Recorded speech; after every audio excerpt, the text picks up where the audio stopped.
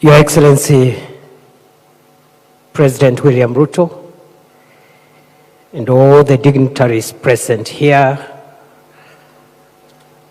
colleagues, ladies and gentlemen, fellow Kenyans, Your Excellency, the last 2 years, you've profiled our country tremendously across the world. No wonder the sentiments which my brother here, PCS, has made are the sentiments that are not only prevailing in Kenya, but also out there. And that's how it should be. Because, Your Excellency, other than being president and the CEO of our country, you're also our head of state and our chief diplomat and the embodiment of what Kenya is, its values, and what its interests are. Your Excellency, this forum, and I want to congratulate the Foreign Affairs Ministry led by PCS Musalia and the PSs and everyone who has participated in this. This forum is a point of reflection and introspection on, number one, what is our national interest? And that question we will ask for as long as Kenya exists. It's not a one-off thing that we define and that's it. We have to keep on asking, what is our national interest?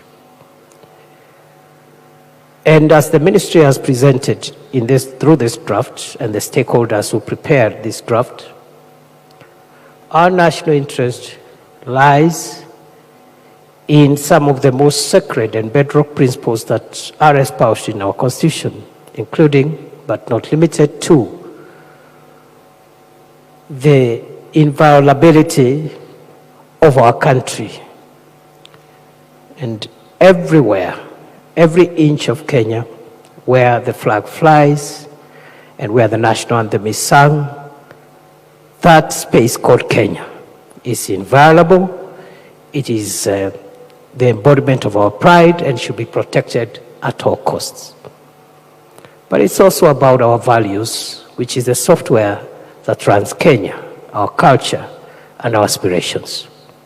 Thirdly, it's also reflected in the bottom-up economic transformation agenda and Vision 2030, which aspires to provide a more inclusive country and greater sharing of the wealth and the resources of Kenya to benefit the entire population of Kenya and to pull as many people from our homeland, from dehumanizing poverty and sharing the ecological, natural, and the other resources that are available in our country to the benefit of as many people as we can. Your Excellency, that's the national interest, in my view. But it's also about the security and stability of our country. That leads me, as I move towards the conclusion of these remarks, to also say this, our national interest, is essential to our national survival. And therefore, this foreign policy is about the sustainability of our country in the decades and centuries to come. What is that that will make Kenya survive in this very complex, competitive, and insecure world? Many decades when this generation might not be here, many centuries, obviously, when all of us will not be here. Is it not in making sure our country is stable as you continue to lead us, Your Excellency?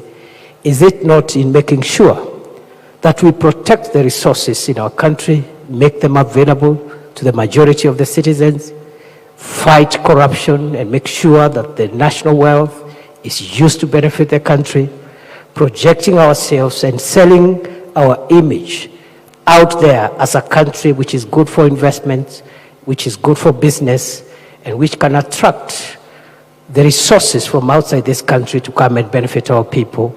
Those are the questions that this foreign policy review should help us answer. And therefore, I am very, very, very proud as a citizen of this country that we are reflecting on these things at a time like this, and at a time when we are witnessing many changes across the world, the stress around existing multilateral systems, the emergence of plural